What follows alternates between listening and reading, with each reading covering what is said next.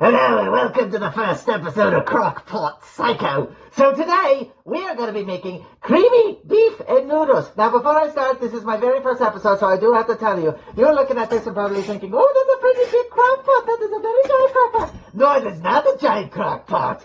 This crock-pot is meant for single people like me because I'm happy and I'm lonely, because that's how things work. So, with that getting started, we're going to start with the ingredients we need. First, I need to find my beef stew. Where's my beef stew? I need to find it right now. First, we're going to start with 2 pounds of beef stew. If you had already frozen it ahead of time, make sure you thaw it out before you put it in the crock pot. Trust me, the people will love you for it. Beef stew, it's gone now. Looks tasty raw, doesn't it?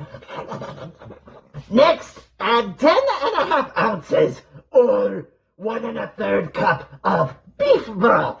Make sure you pour that all in. Make sure it goes all the way around. Make sure all the tender meat gets all that nice juicy, because that's what we need. Now, next, we are going to add 1 can of French onion soup. That's what you want, French onion soup. I know you hate the French people. I do too, but this makes it taste better. I don't care. You put this in, and you be happy.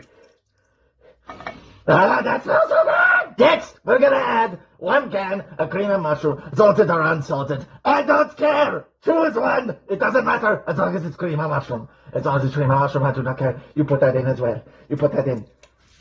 It doesn't want to come out! That's made of jelly! I just heard it flop. Oh! Last but not least, until much later in the day, take 1 packet of onion soup mix. Lipton, it does not matter. You lipped on, I'm lipped in. You in, you on, we get it, we know. You open that sucker up. Make sure you don't lose 1 piece of that powder. Not 1! But you take it, and then you pour it in. All over its delicious juiciness. All over its delicious juiciness. And that is how it's done, ladies and gentlemen. Then, next thing you're gonna do, you take a wooden spatula and you mix everything. You mix everything. You mix everything. You mix everything. Do you hear me? You mix everything! Until it is nice. Until everything is affected and delicious and muy macho, delicioso. It's so delicious. You're going to wish you had more of it. It's gonna go yum yum in your tum-tum. It's gonna taste so good. Now, once you have mixed everything all together, had the tom-tom in your yum-yum, and all that happy, you know, joy and all that, once that's been all mixed together. That does smell good, though, already. It hasn't even been cooked yet. Oh, I don't care. You take the lid. You take the lid. And you put it on high for about 4 to 6 hours. I'm going to do 6 hours because I want to make sure it's thoroughly cooked, because my brain cells need it to be hot. And I will talk to you later. So it has now been a couple of hours and the food has started to finish cooking. Let's take a look. Oh, I can smell it. That smells like the good stuff you never can find on a desert wasteland. This is good stuff right here. So this, however, is not done yet. We still have a couple of ingredients to put in here, so let's get to it. So, now that the hours have passed by, make sure you add 1 block of cream cheese. 1 block. Be careful not to splatter yourself, or splatter yourself if you wish to embarrass yourself. It's completely up to you. I do not care. And then when that's done, here's what you do next. You take that brick, and you squish it in. You squish it in, and you want it to melt. You want it to melt. Yeah, that looks tasty, but there's one thing left.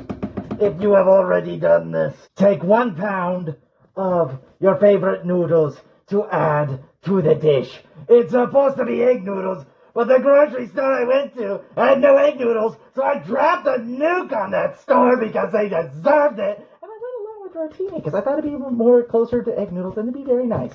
So, with that being said, you would take a pound of your buttered favorite noodles, and you pour that sucker in. You pour those noodles in, baby. Oh, yeah. Oh, yeah. And you give it a stir.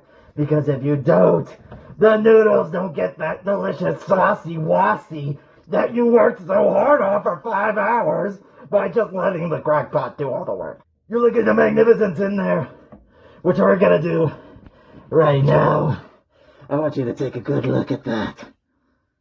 Take out a nice long look at that. Oh yeah, look at that. If it's making you hungry, it should. Oh yeah, this is what I'm talking about, so we're gonna do a quick sample here. You're wondering how I'm gonna do this with the mask. Well, I'm not taking it off. Trust me, if I take this off, you're not gonna like how I look on the inside. So we're gonna just try this quickly.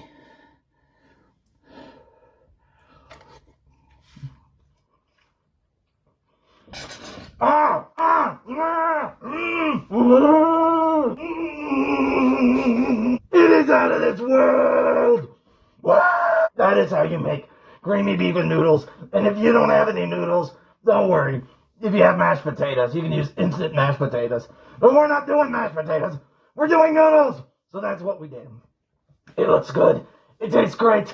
I'll see you next time. And next time, we'll drown ourselves in another giant pot of deliciousness. And I'll see you then.